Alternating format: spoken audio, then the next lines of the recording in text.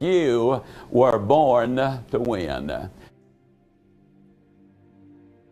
Now, what I like to do is I like to get every seminar started with exactly the same procedure. I always ask a question. The question I'm going to ask is a very simple question. How many of you folks here in Salt Lake City and in Portland and in Kansas City, how many of you folks have ever heard me before, or else this is your first time? Could I see your hands, please? All right. Well, it's sure nice to know that you're already here, not only physically, but also mentally. I read something the other day that just intrigued me no end. I read where every third person was either remarkably handsome or amazingly beautiful.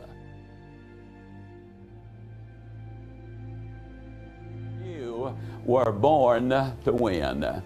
In my mind, there's absolutely no doubt about it. You were born to win. And I want to start with a story which I think says a lot. The year is 1974. There's a game scheduled between Notre Dame University and the mighty UCLA Bruins. UCLA is running absolutely roughshod over the competition. They've won 10 of 12 national championships, including 7 in a row. They've got the longest unbeaten streak in college basketball history. They're the overwhelming favorite to beat Notre Dame. But Notre Dame has a new coach. This new coach is a fella named Digger Phelps. Now, Digger Phelps is excited, he's enthusiastic, he's all motivated, he's turned on, and he doesn't believe the media when they say that UCLA is going to be running roughshod over Notre Dame. At the end of Monday's practice session, Digger had his team doing a most unusual thing. He had them run down to the end of the courts and cut down the nets. Now, folks, if you know anything at all about basketball, you know that they do not cut down the nets after the end of a practice session. They cut down the nets after they've beaten the bad guys across town, after they've won the district or national championship, but not after a practice session. On Tuesday, Digger Phelps had his team go down to the end of the courts and cut down the nets again. By Wednesday, his guys were convinced that Digger was going to make them the best net cutter downers in all of college basketball. So by Thursday, they were highly motivated about cutting down those nets. I mean, they got good at it. And by Friday, listen, after Friday's session, they were motivated out of their gourd. So much so, as a matter of fact, they did it so good that it was almost anticlimactic when on Saturday, now I did say almost, when on Saturday, after pulling maybe the biggest upset in basketball history, Notre Dame beat mighty UCLA. They had won that game.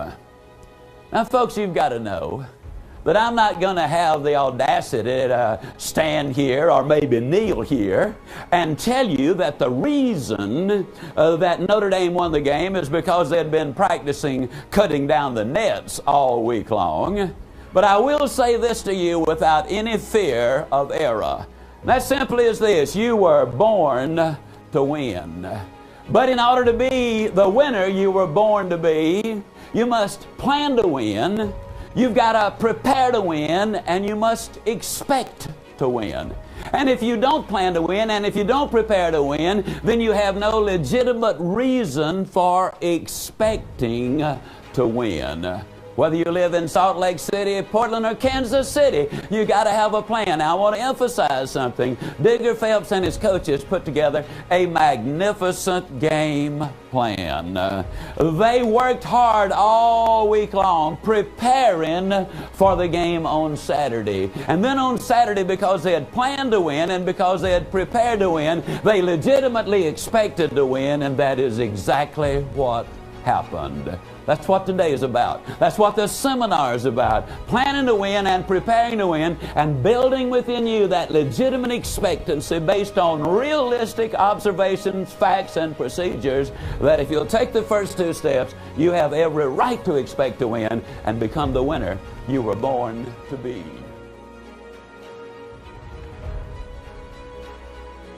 But I do know that a lot of people have got a lot of wrong ideas about what success is.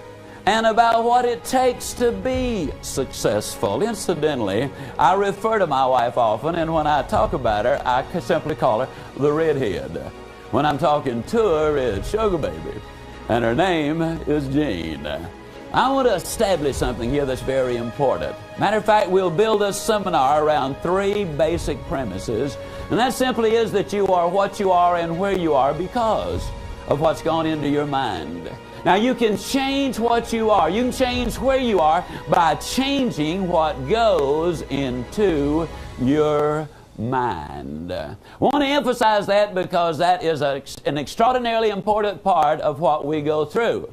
Now, I want to also tie to that the fact that life is a long series of choices. And if we make enough of the right choices, we will end up with the right results. For example, for 24 years of my adult life, by choice, I weighed well over 200 pounds.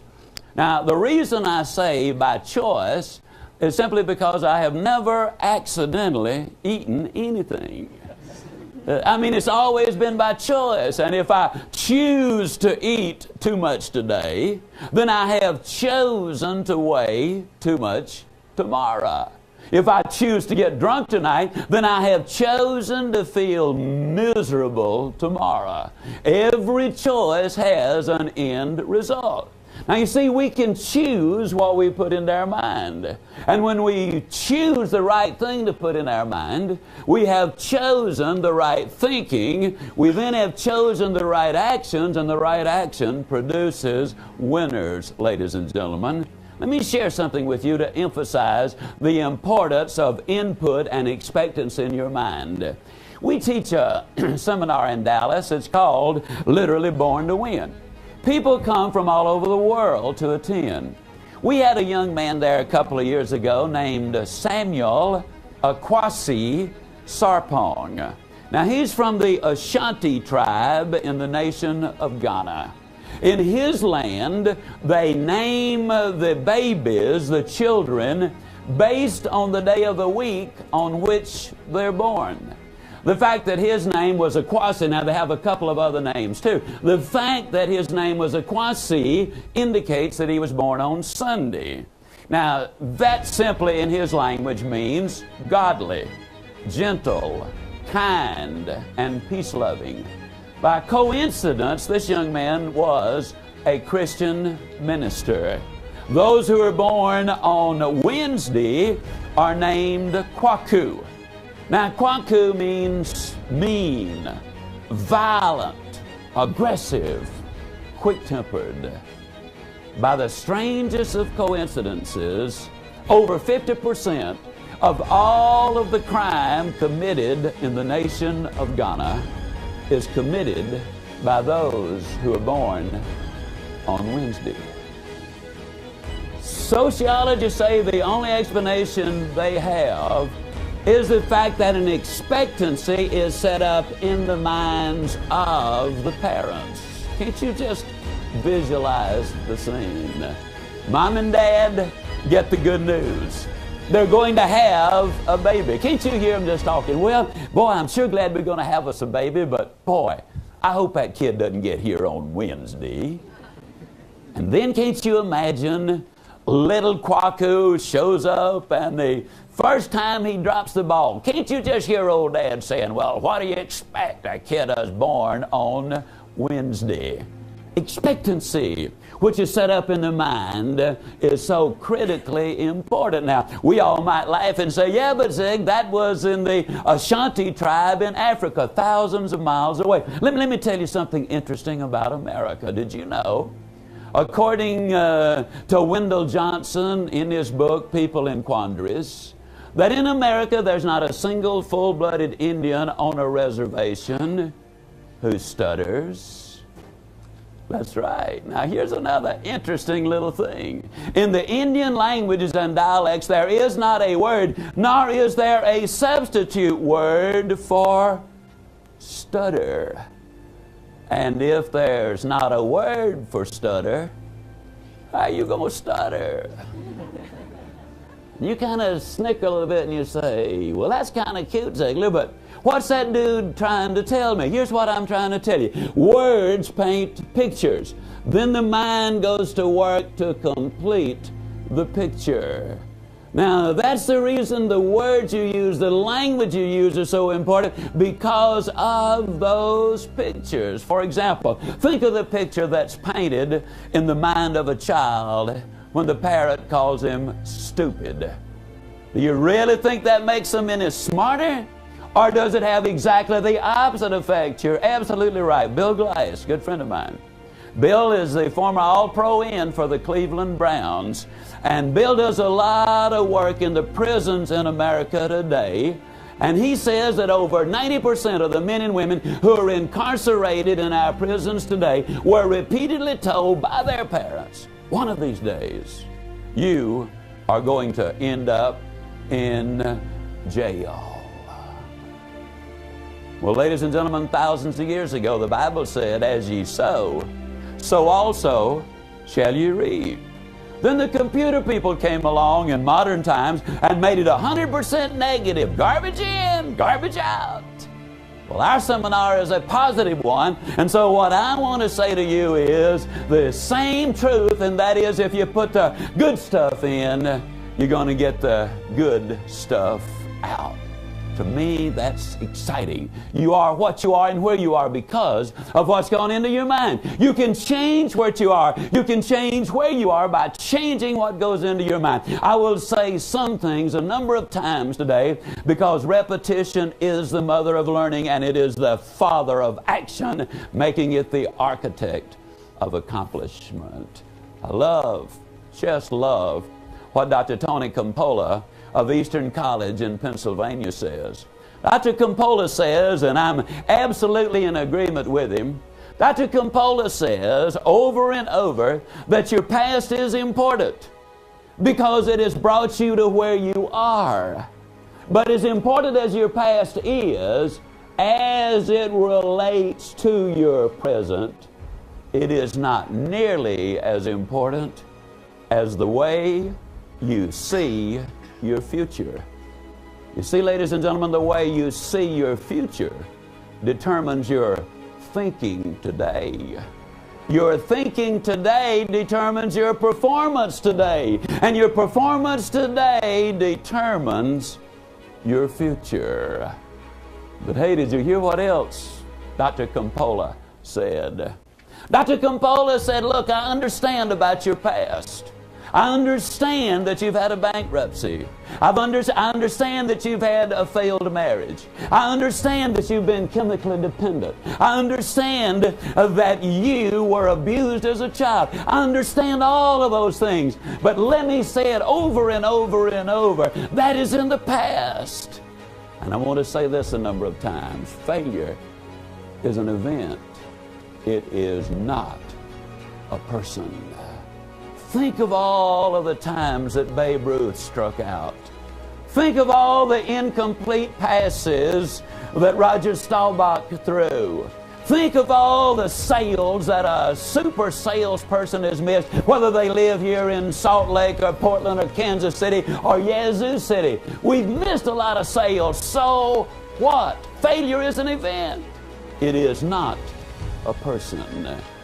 In my own life, I was stone broke at age 45. My dad died when I was 5 years old. It was the heart of the Depression.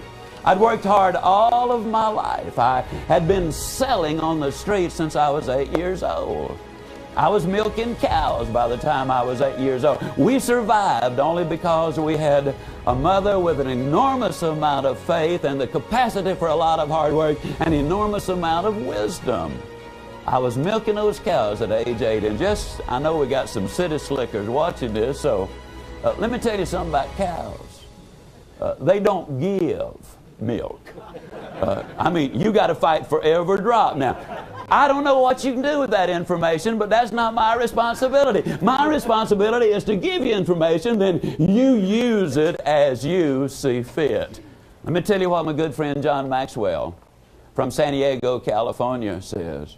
John Maxwell says, and again I believe he's right, that if there is hope in the future, there is power in the present. Everything I do as an individual and everything we do as a company and everything this satellite network associates is designed to do is to give you hope in that future. But at the same time, I've got to be absolutely candid with you and say to you that if you expect to win, you've got to understand the second principle that I will be espousing repeatedly today. And that, ladies and gentlemen, is that life is tough. I don't know what your experience with it has been. I don't know what you've discovered as you've gone about in the game of life. But I want you to clearly understand that life is tough. I want you to hear it over and over that whether you're a student in school, a salesperson, a household executive, whether you're in the military, the government, or whatever you do, life is tough. But even more significantly, I want you to clearly understand that when you're tough on yourself, life is going to be infinitely easier on you. I just want you to understand that you got to be before you can do, and you got to do before you can have. Now, the reason I emphasize that is this. The average 20-year-old American has witnessed 1 million television commercials.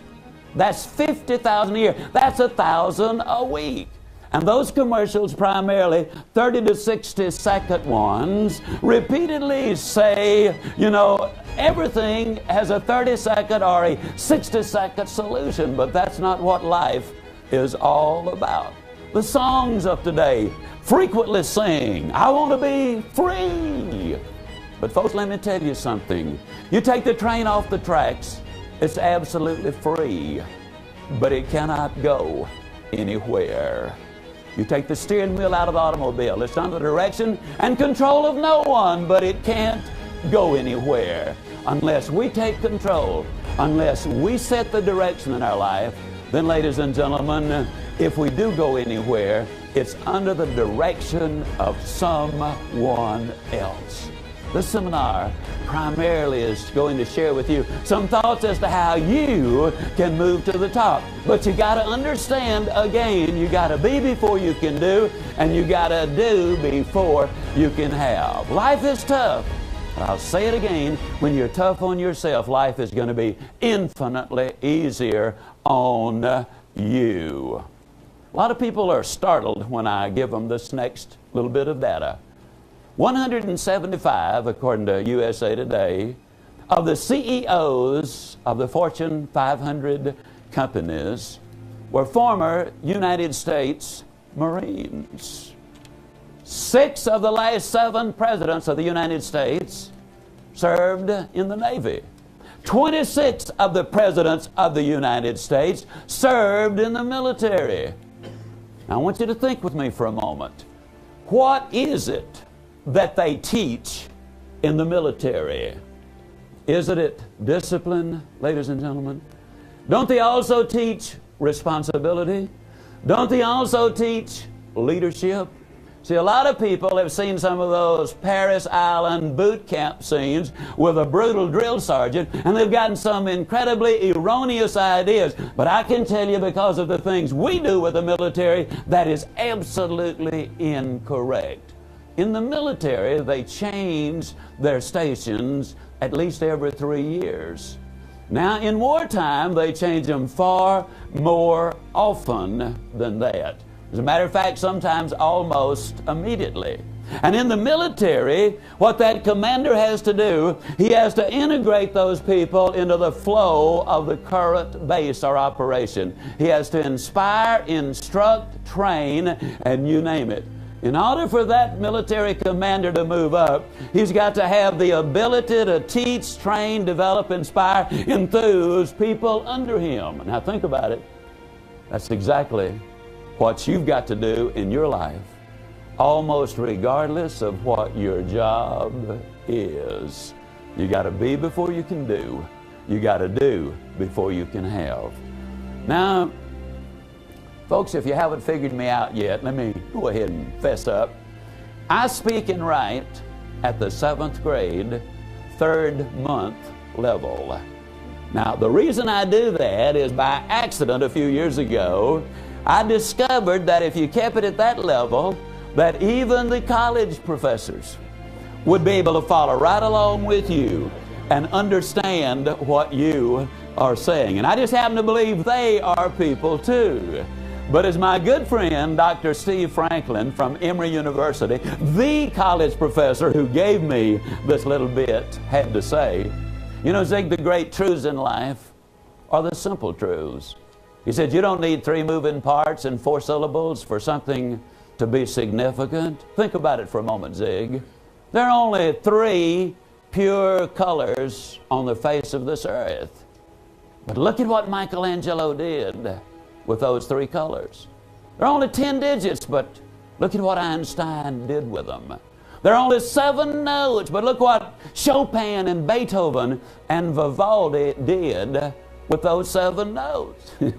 Look at what Elvis did with 2. I mean, it just really doesn't have to be that complicated.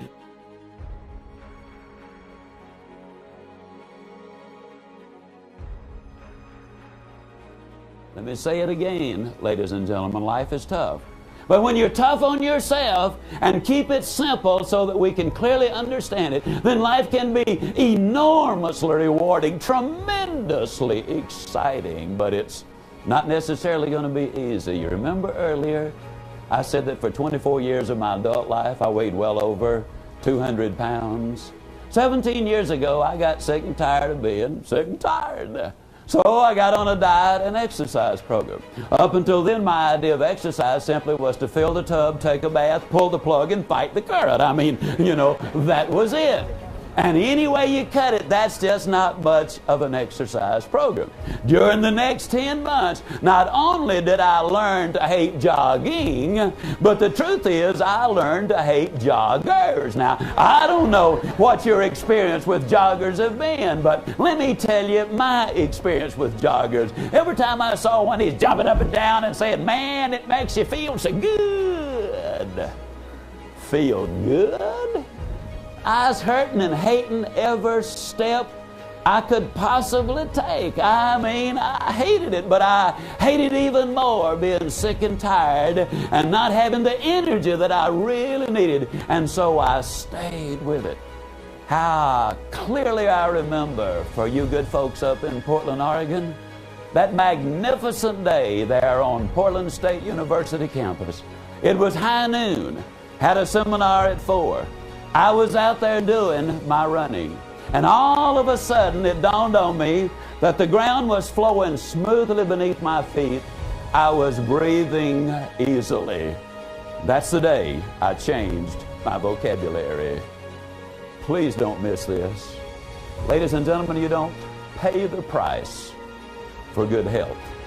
You enjoy the benefits of good health. There are those words again. You don't pay the price for a good marriage. You pay the price for a poor marriage. You enjoy the benefits of a good one.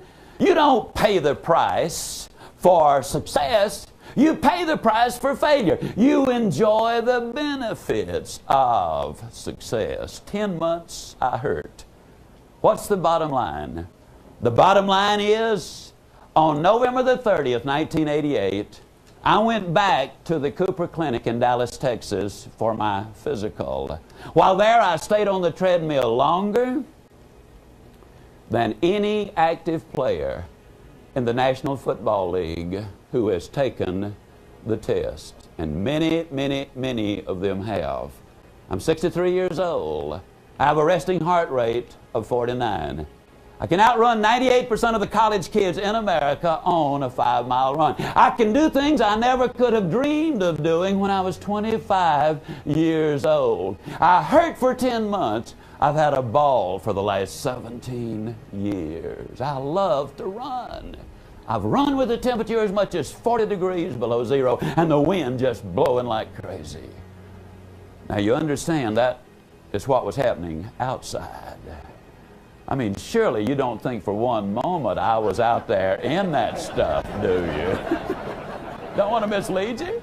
Now, what I was doing, I was running inside in a ballroom or up and down a hotel corridor. I was running, though, and that's the point. I finished that little dissertation, and Dr. Cooper's a good friend of mine today, and he kind of grins, you know, and he said, yeah, Zig, that's pretty good.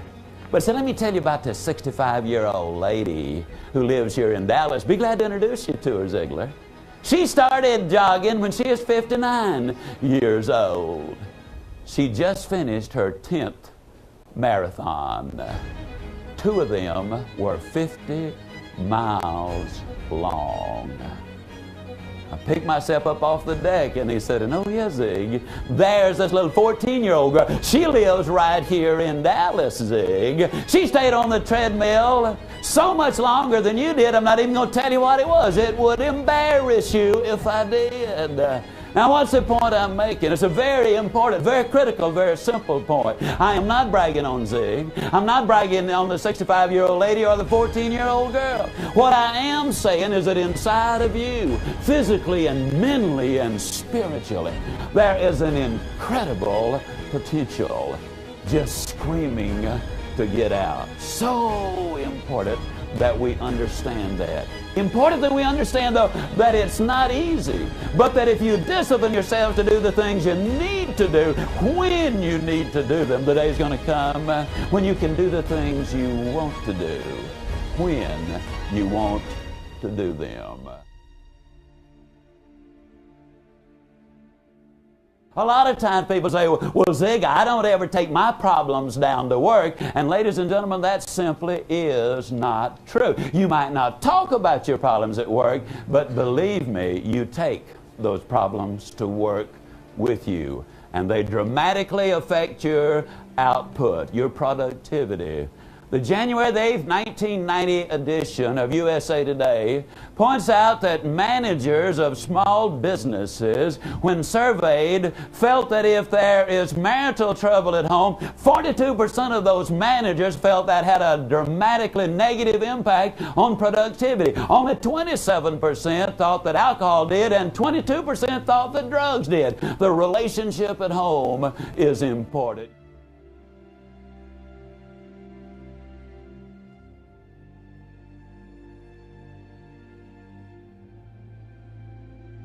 The fact that you can have everything in life you want if you will just help enough other people get what they want. Now, I want to emphasize something. I want to emphasize that what I just said is a philosophy.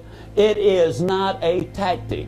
If you think for one moment you can do something for someone, something nice for someone, and then later they're going to do something nice for you, that is manipulative, and that absolutely will not work.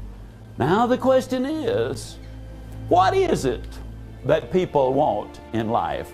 What is total success? Well, I have an absolute conviction that all of us want exactly the same things, and there basically are 7 of those things. I believe everybody wants to be happy. Thus far, I've never met a living, breathing human being who said, no, I want to be miserable. Everybody wants to be happy. Everybody wants to be healthy. Everybody wants to be at least reasonably prosperous. Now, I have a sneaking suspicion that a lot of you folks who are hearing me today would like to be unreasonably prosperous. I get so amused at people who say, well, I'm not really interested in money. I think anybody that say a thing like that would lie about other things too. I really do. And don't misunderstand, money is not everything. I mean, there's stocks and bonds and real estate, you know, and what have you. Sometimes I have some of my, quote, religious friends say to me, well, Ziegler, you're not supposed to be talking about money. Well, let me tell you something, folks. I've had money, and I haven't had money.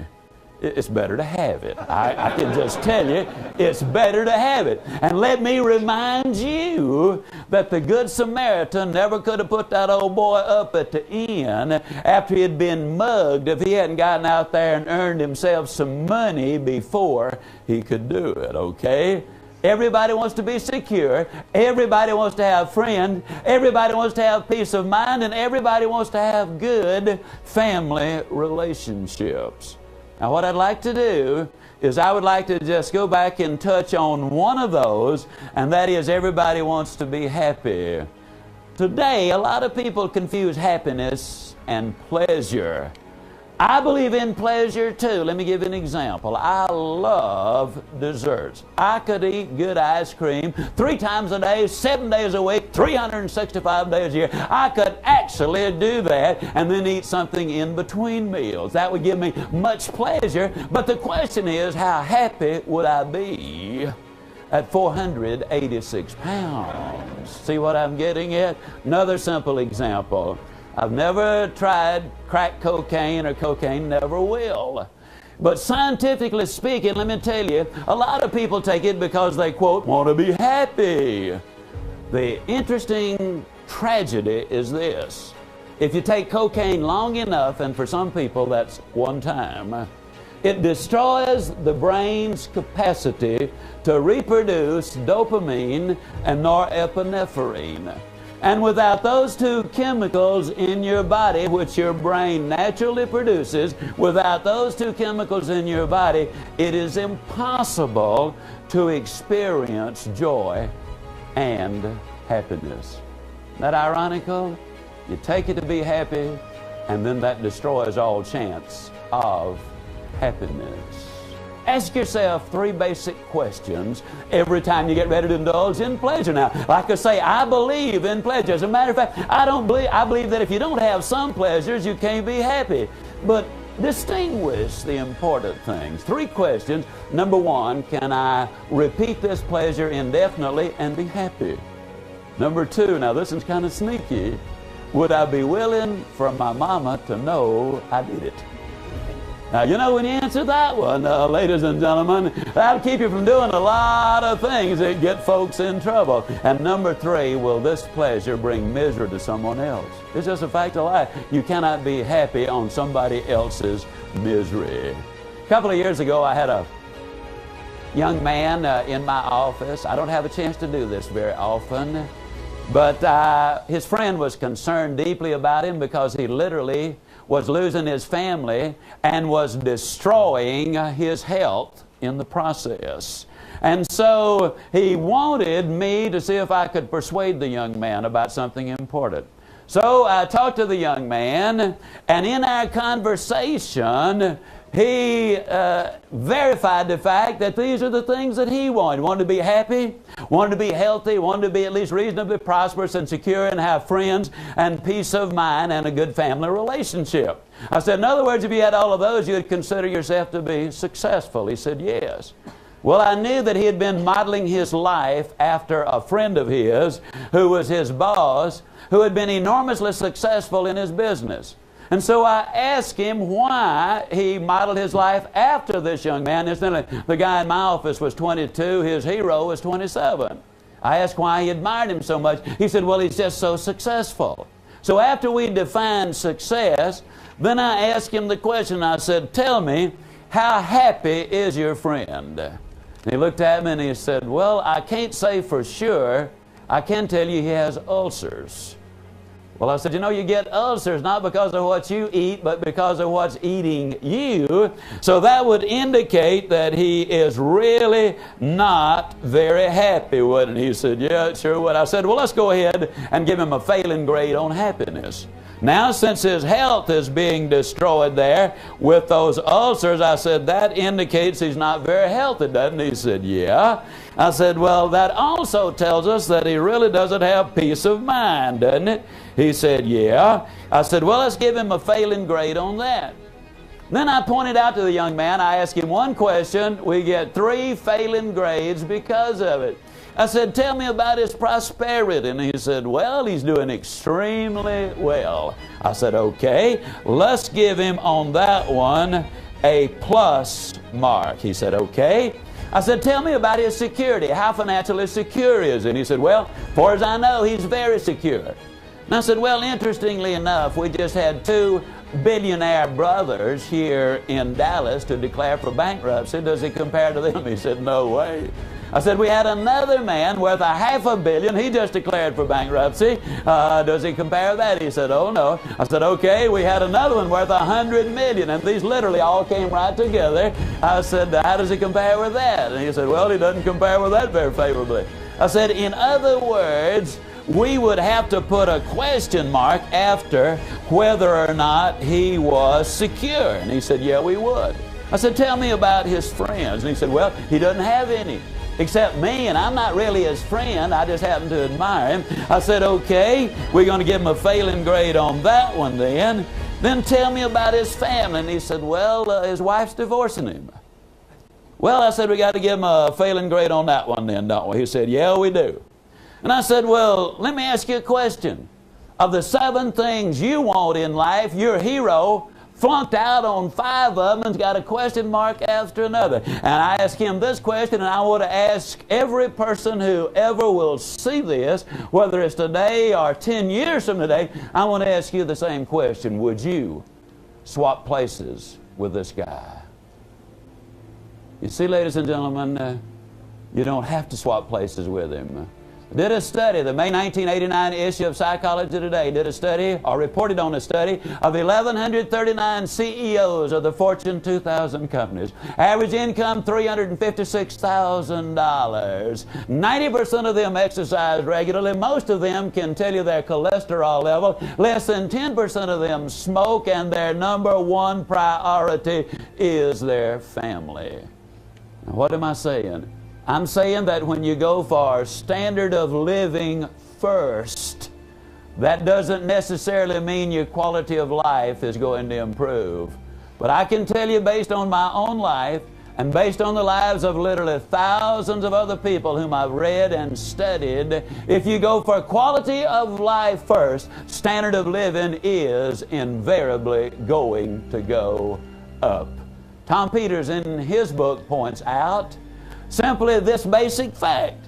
He says that there's companies that only have financial goals do not make as much money as do those companies which have balanced goals, including social goals. Now I'm going to do something kind of unusual. I'm going to stick my neck out right at this point by making a flat statement. Now, if you're here in Salt Lake City and you agree with it, I want you to hold your hand up. If you're in Portland, Oregon and agree with it, hold your hand up. And if you're in Kansas City, Missouri and agree with it, hold your hand up. Please don't hold your hand up just to be agreeable. But if you really feel it, then please hold the hand up. At this moment, because of the input in your mind, and because of the fact that something happens to you internally, which I'll explain in a moment, at this instant you are literally physiologically energized more than you were when you sat down. Not just psychologically energized, you are physiologically energized. Now, if that is a true statement for you, would you hold your hands up right at this moment, please? All right. You'll notice the hands are up all over the place. Now let me tell you what happens. According to the scientists, when you hear success delivered and concepts delivered that make sense, and they're delivered in a motivating, enthusiastic manner, then it literally activates the pituitary glands, it floods the system with endorphins, and you literally are physiologically energized. You want to read more details? The May 1989 issue of Meetings and Conventions will give you all the details of the study. It's fascinating. In other words, when you're feeling a little down physically, motivation literally will give you a lift.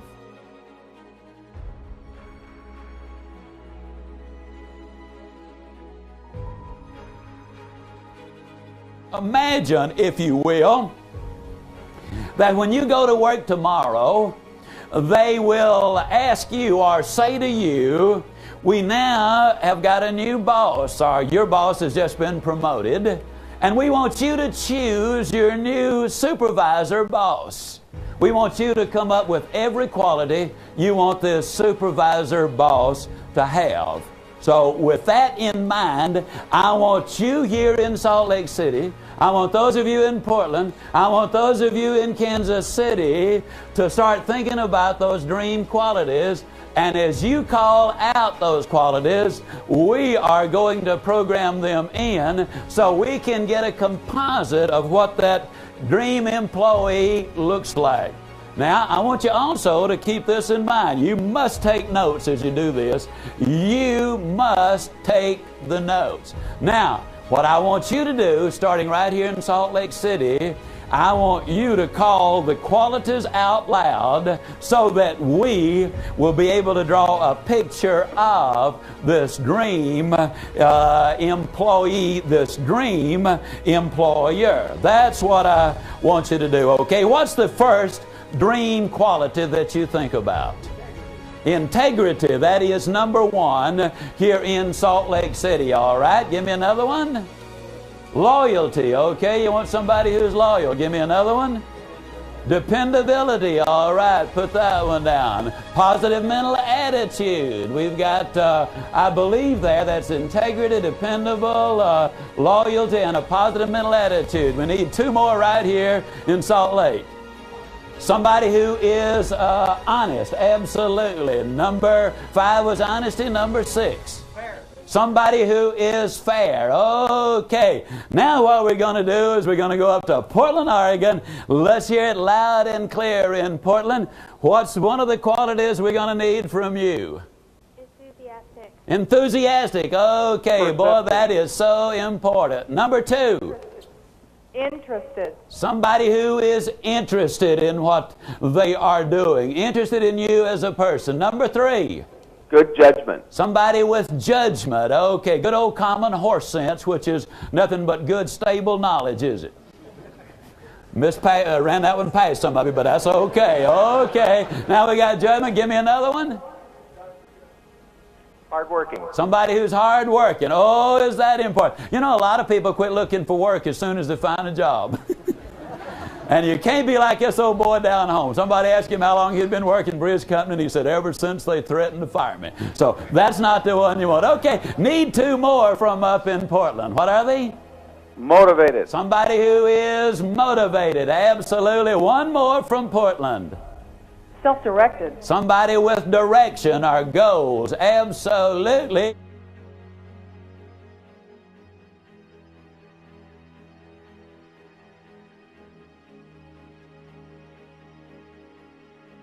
How many of you believe that anybody with those qualities right there would make a magnificent employee at the place you're working right now? Can I see your hand? How many of you believe they'd make a magnificent boss? How many of you believe that anybody with those qualities could get a job anywhere at any time under any circumstances and be successful in that job? Can I see your hand? Okay. How many of you would just love to have a mate with all of those qualities?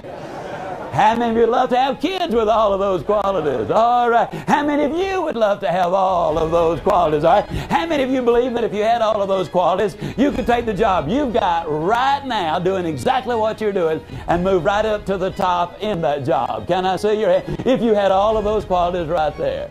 How many of you believe that if you had all of those qualities that you could get all of those things that we want? Happy, healthy, prosperous, you know, the whole bit. How many of you believe you could get all of those things if you had all of those qualities? Okay. Now, here's a question. What are those qualities? That's the question. Are they attitudes or are they skills?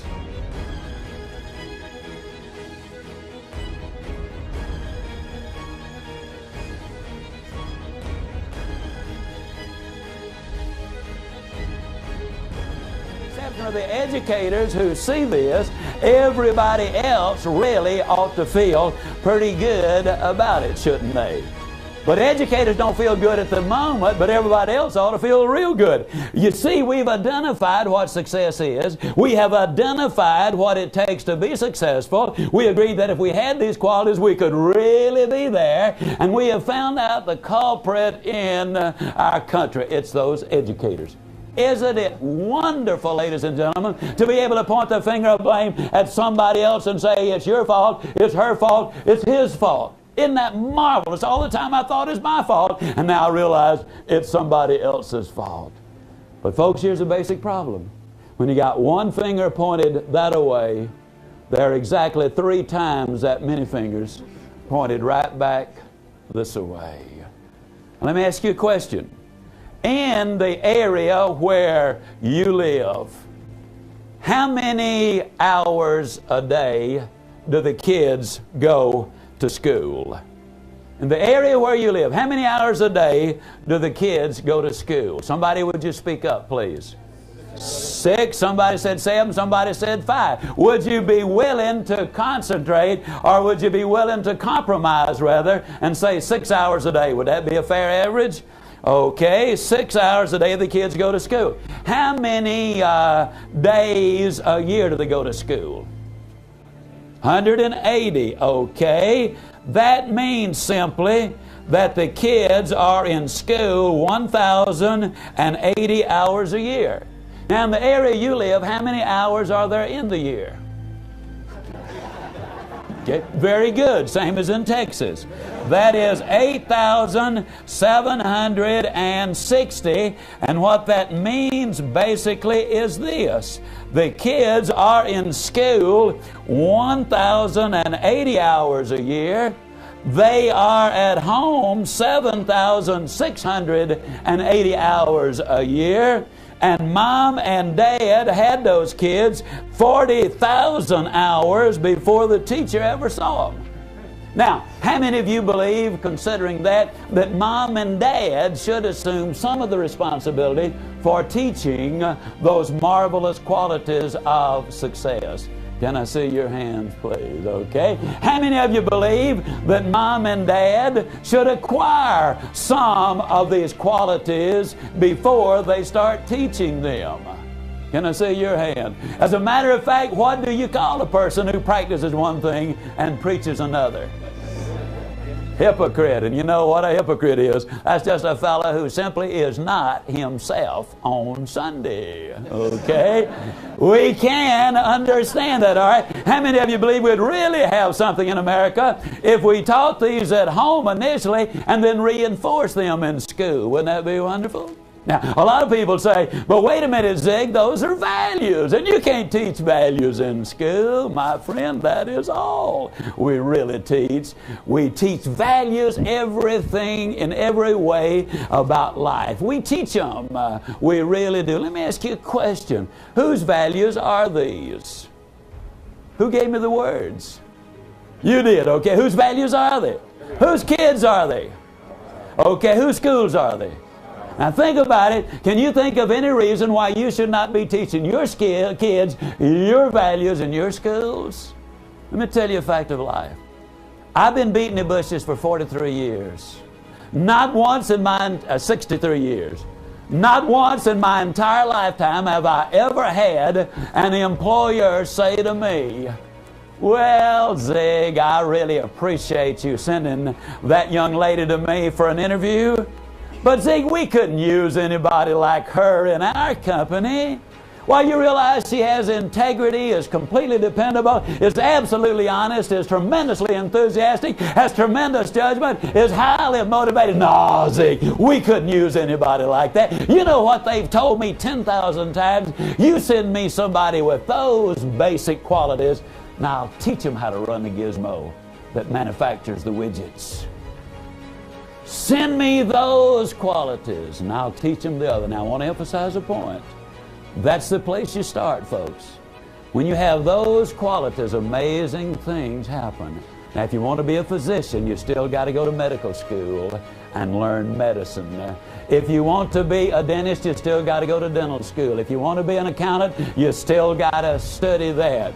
But what we've discovered is this. Anybody who has these basic foundational qualities can learn and do learn the other things far more easily and quickly, and they become better at it. Now, here's a question.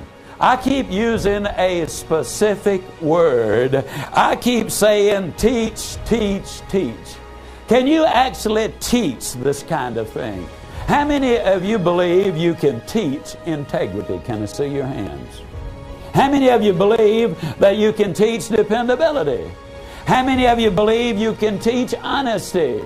How many of you believe you can teach enthusiasm? If you will go down the list, you will discover that of the 28 qualities that you have identified, ladies and gentlemen, 28 of those qualities can be taught. Don't miss this. Because if we clearly communicate this, it can have a dramatic impact in your life. If they can be taught their skills, if they can be taught their skills. And let me tell you why I get so tremendously excited about that. That tells me I got a chance in life. That tells me that my children and my grandchildren have a chance in life. That tells me that you and your children and your grandchildren have got a chance in life, because if they can be taught, then my friend, you can learn those skills. That tells me that that youngster who left the slums this morning without a bite of food to eat and literally almost with a kick in the rear has never had a word of encouragement. That tells me that if that youngster is fortunate enough to encounter a Jaime Escalante, stand and deliver.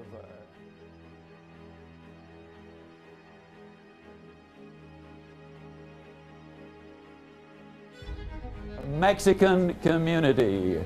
The kids there are high on drugs. Teenage pregnancy is literally running rampant all over the place. And here they have so many dropouts. And the kids who graduate from high school don't really have an education. There's little hope. And then along comes Jaime Escalante, a businessman. And he looks at those kids and he said, those kids can learn if somebody will love them enough to discipline them enough to require that they learn.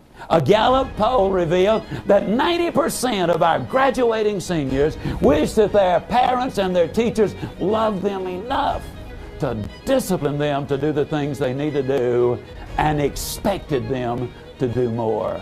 Jaime Escalante knew he could teach those kids, and he knew those kids could learn. He introduced a foreign subject to their thinking. It was advanced calculus. Man, they couldn't multiply 40 times 40 in a lot of cases. And here comes a guy coming in, advanced calculus. The school board and others fought him. He persisted. Bottom line is this. 18 of his kids, second year he was there, 18 of those kids won college scholarships by passing an exam in advanced calculus that is so difficult that less than 2% of the high school seniors in America will even take the test.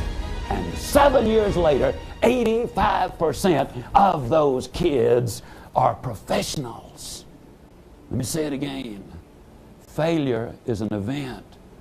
It is not a person. You are what you are and where you are because of what's gone into your mind. You can change what you are. You can change where you are by changing what goes into your mind. I want to say also, as strongly as I possibly can, that you, yes you, and this is the thing, ladies and gentlemen, that gets me so excited about what I do. Earlier you have said that anybody with those qualities could be enormously successful. You've said anybody with those qualities could take the job you've got and go right to the top. I'm going to tell you without any fear of error. I can look you straight in the eye, and yes, I do mean you, and I do mean I'm looking you right in the eye, and I can tell you that you already have every single quality that you have identified right there. Every one of them. Are you going to sit there and tell me, no you don't, you have no integrity, nobody can count on you? As far as being honest, forget it. Well, I'm so crooked that when I die, they're going to have to screw me in the ground.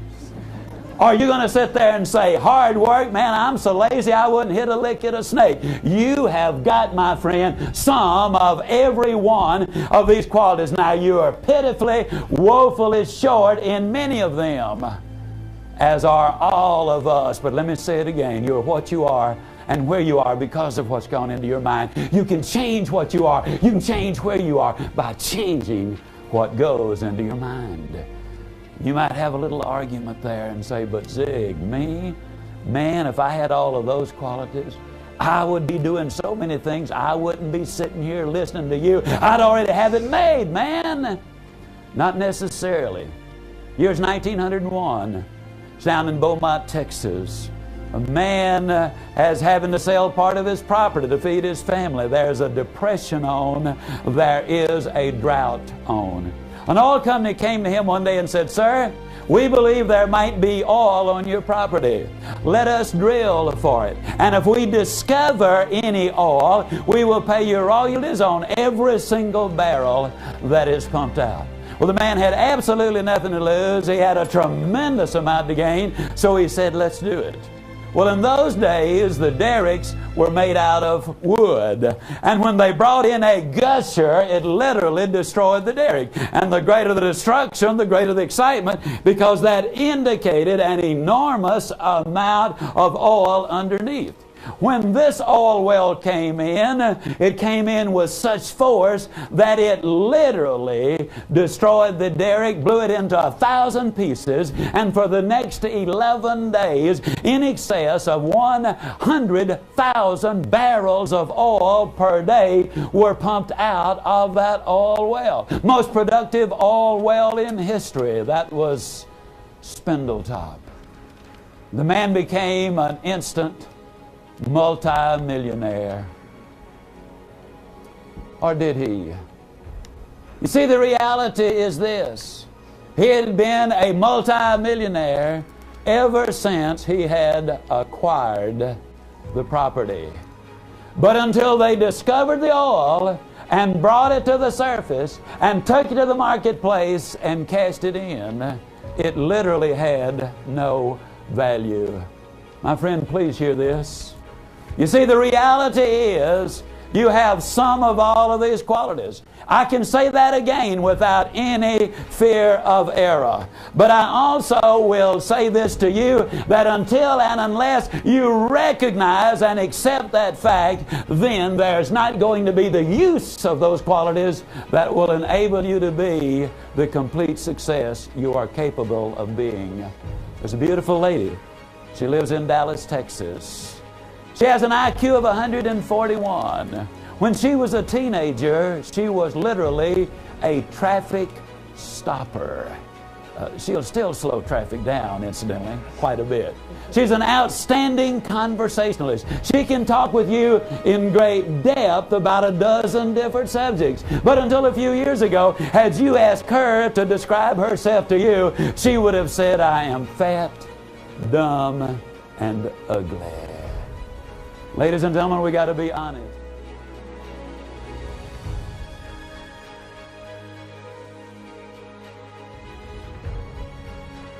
You see, if you had $1 million in your checking account, you would never write a check on it if you did not know it was there. But the moment you discovered its presence, then at that precise moment there would be a boom in the local economy. I want to add in one other thing at this point, because I want to emphasize that I think it is so important. I'll tell you again, folks, life is tough. But when you're tough on yourself, life is going to be infinitely easier on you. Several years ago, I was speaking down in San Antonio. During one of the breaks, a lady came up to me. She had a question. She wanted to ask it. But she didn't want to look me in the eye in order to ask the question. So she lowered her head, looking at the floor, and she said, "Mr. Ziegler," she said, "you kind of make a nice little old fee when you make them little old speeches you make. Now, don't you?" Then she looked up, grinning so wide she could have eaten a banana sideways. I mean, she was grinning. Now, I looked at her and I said, "Now, ma'am, I don't have any idea where you heard that. Have no idea where you got the message. But it's absolutely incorrect. It is a vicious rumor, and I don't want that to ever spread out of this room. I want to stop it right here." I said, "The truth is, I really make a great big old fee for them little old speeches I make." But you know what I didn't tell her, folks?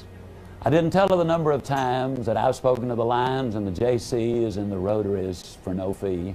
I didn't tell her the number of times I've gotten up early enough to go down and speak to the men who delivered the bread and cakes and pies to the restaurants and to the stores and to the outlets that are retailing those products 3-4 hours before you even turned over.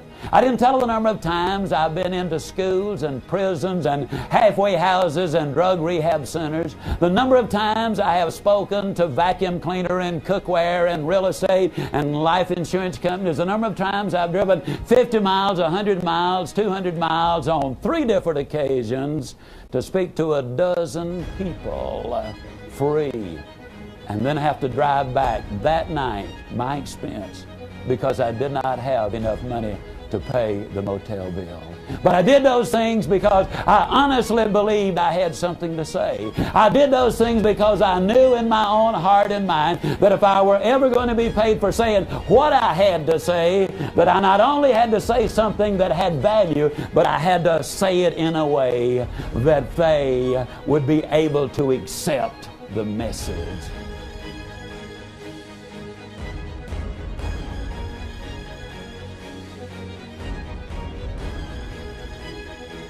As my good friend Steve Brown from Atlanta, Georgia says, anything worth doing is worth doing poorly until you can learn to do it well.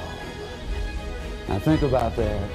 If we could all take 3 lessons from the pro at the country club and then be good enough to make the PGA Tour, there'd be thousands and thousands of people on the PGA Tour, and then there'd be nothing in it for anyone. If you could become a super salesperson by taking a weekend course in selling, and then you'd be just absolutely professional, then I can assure all of you salespeople that the rewards would be almost non-existent. If you could become a physician by taking a 3-week course at the university, we'd have millions of physicians, and then there'd be very little compensation and no satisfaction. No, if it's worth doing poorly until you can learn to do it well.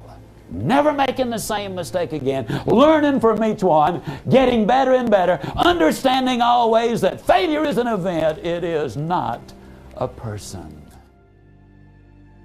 You were born to win.